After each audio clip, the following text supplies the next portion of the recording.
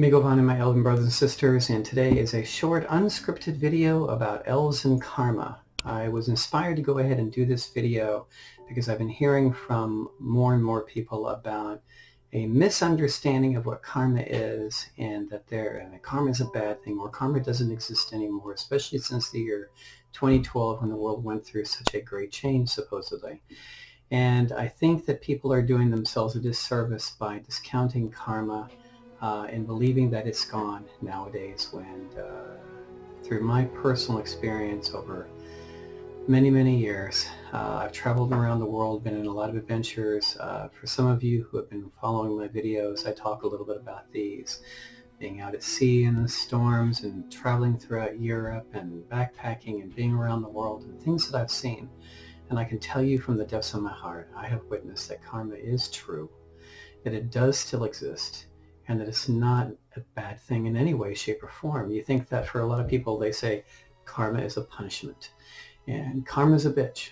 Karma will remember everything that you've done, and that the universe will always balance things out. And that's actually, from that literal point of view, is not true. Karma is not a punishment. It is not the universe making sure that things balance out. What it is it's your soul making sure that things will balance out. So karma, it is originally from a Sanskrit word. It meant deed or action. In other words, it's our actions are deeds, and thoughts can be actions as well. So something to watch for. But anyway, so a lot of people have been telling me lately, or I've heard a lot of discussions about that, well, karma doesn't exist anymore, so we don't have to worry about it. But what a disservice that does to you, that karma does exist. Well, let's go back to why some people first say that karma doesn't exist. Okay, let me talk about that, and then I'll tell you how I perceive karma and why it absolutely does exist, and why it is absolutely a beautiful thing if you can accept it for what it is and go with the flow. All right, one of the things I've heard is that the world changed in 2012 when the Earth passed through the galactic equator, and the world transformed, and we're now in the age of Aquarius, or in a transformative time. The Mayan calendar came to an end for the long count. All right, none of these things have anything, absolutely, and I know a lot of you won't agree with me on this, and that's fine. That's fine. Be nice in the comments if you would, but there's nothing wrong with debate, without emotion, but with compassion, if anything else. All right, the Mayan calendar. All right, the long count. All right, nothing in the Mayan classical history says that it was the end of the world. It was just a time for a new age. Is that new age going to be one of transformative time? Only time will tell. All right, passing the Earth past the galactic equator, actually it didn't happen in 2012. A lot of people, for one thing, don't understand that the Gregorian calendar, which the world mainly goes by, is actually off by about 100 or so years. It's actually incredibly inaccurate. The Gregorian monks who got together and decided what year it was, they were trying to base it on the time that Jesus was born, and they got it wrong. They were off by a year. Some of them say 5 years. Some of them say more than 50 to 100 years. It's just they were way off. And that's so. The calendar we have, 2012, isn't 2012. When we switched from the year 1999 to the year 2000 to 2000 to 2001, the new millennium. It was actually from 2000 to 2001 was the new millennium. It wasn't the new millennium because it was all miscalculated. As far as the galactic equator, that wasn't correct, because the galactic, if you talk to most astronomers today, and I studied astrophysics, I also took it as well. The galactic equator is an arbitrary line. The astronomers do not actually know where the galactic equator is. It was just, oh, okay, we kind of think it's around this area. So it really doesn't matter. Okay, but one of the premises is that the Earth changed in 2012. The energy level rose and increased. The world changed. And with it took along humans and gave them an opportunity for new growth and a new age. And all of a sudden, people could go to a higher vibration. Again, this is a place that a lot of people are not going to accept what I have to say. but the world didn't change. And that's one of the beauties of it. This world is a rare gem in all the galaxy and all the universe. Earth is incredibly unique. She didn't have to change. We do. We have to change. And change only occurs at one human at a time. Baby steps. You're an interesting species. An interesting mix.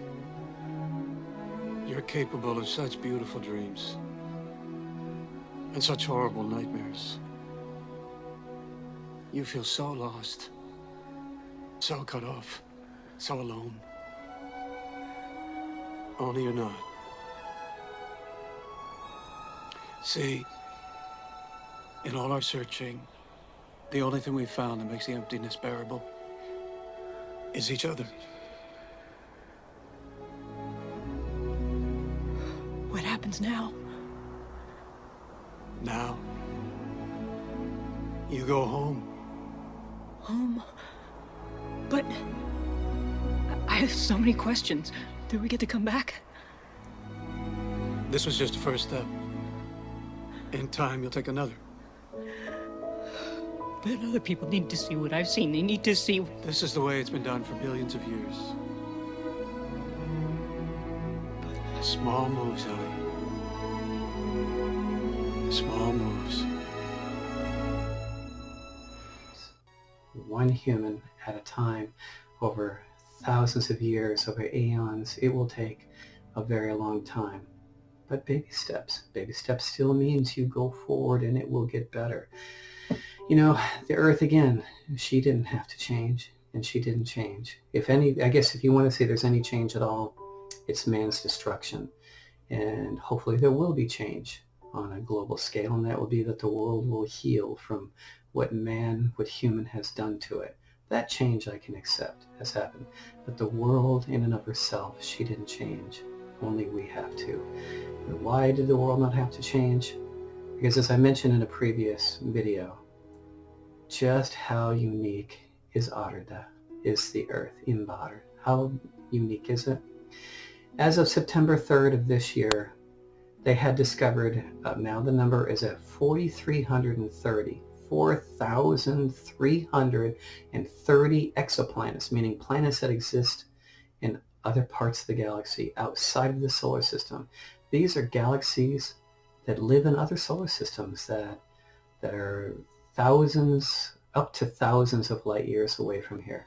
And to date, they have found 4,330, as of September 3rd of this year. They found 4,330 new planets out there. And not a single one is like Earth. And people might argue and say, well, they're far away, so they're only seeing the really, really large ones. No, they actually found the smallest one, which is only 1.7 times the size of Earth, which is close enough. That's good enough to say that is an Earth-like planet. Except, and that's the smallest one they found so far, except that it's really close to its star, and so it will not support life as it exists on Earth. So to date, there has been no planet found like Earth. What you live upon is an amazing, precious jewel.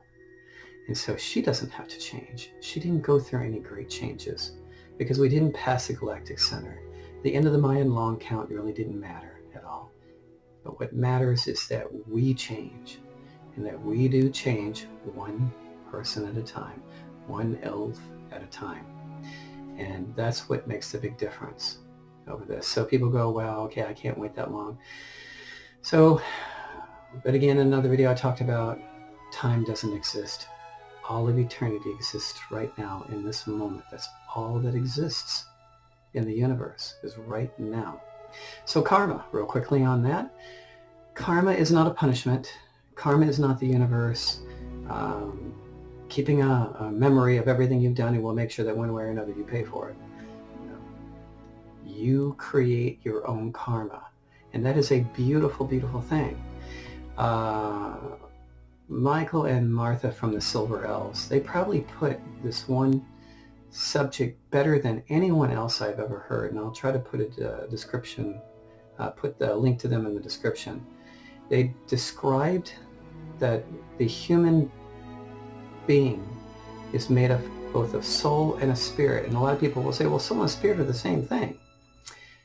But they're not. But they are two sides of the same coin. There is the spirit that is your personal growth as a being.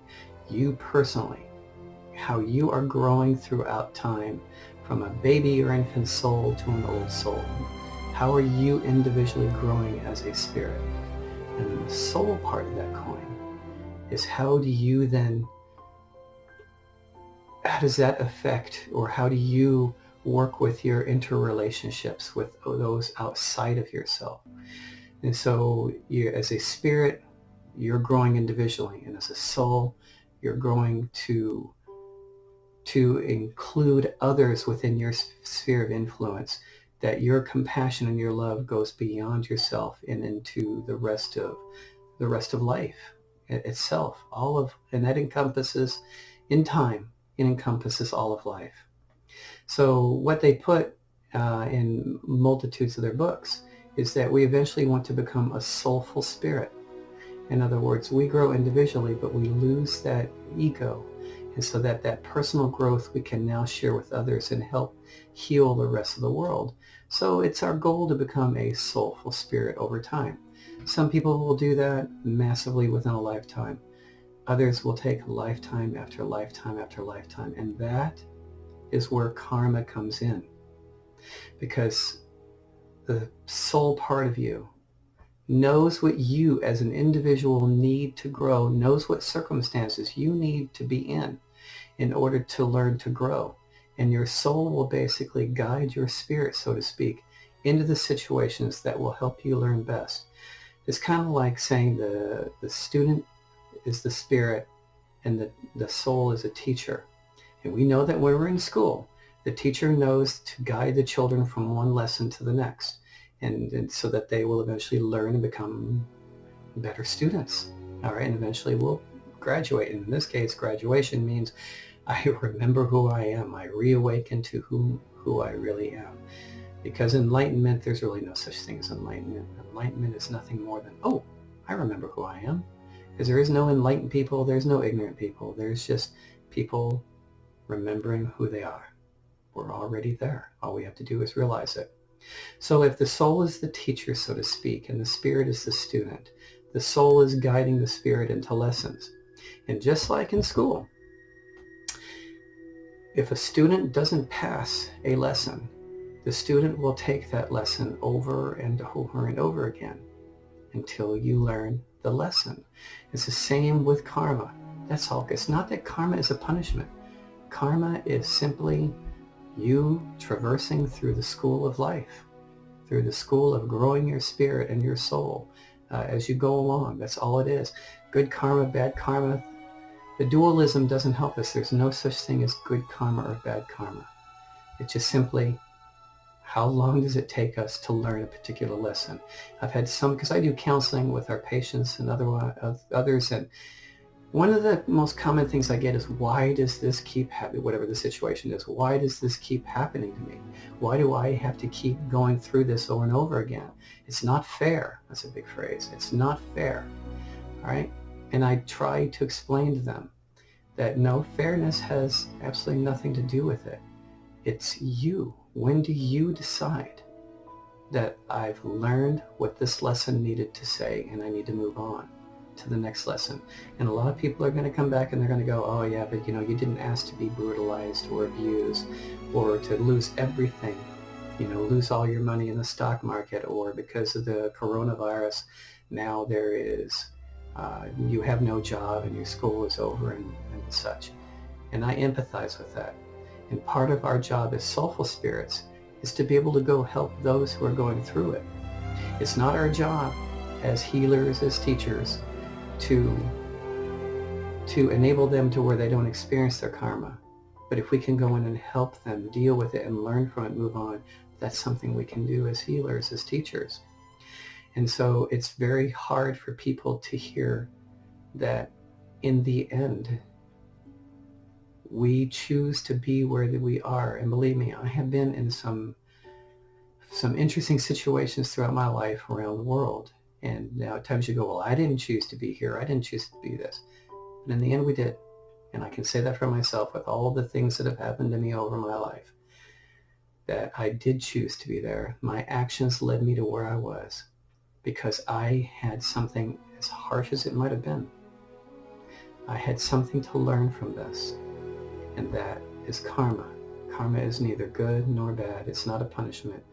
It's just that the soul is going to help you remember, help you learn a lesson until finally you accept the lesson, you learn from it, and you move on. So there's no punishment. There's just not the universe getting back at us. The balance is simply that we will grow as we choose to. We have free will. We have the free choice as a spirit to do whatever we want to do. And if we want to take 1,000 lifetimes to learn a particular lesson, we absolutely have the freedom to do that. What an incredibly loving universe there is to allow us that kind of freedom to take as long as we need to learn those lessons. And our soul will continue to remind us over and over again until we do. And when we learn that lesson of whatever that particular situation is trying to teach us, we will move on. We will go on to the next lesson and the next, and we will graduate again and again until finally we get it, until finally we remember who we are. All right, so this again, very short video. I just wanted to kind of touch on this. A lot of you may or may not agree with this. I just speak from my own personal experience. I hope you can find what it is that works for you, because in the end, we all walk our own path. We all have to decide what works for us, no matter how long that may take to figure out. All right, and we will walk it at our own pace. Maybe we can walk it together for a while. All of you have a most blessed rest of the day. Namaste.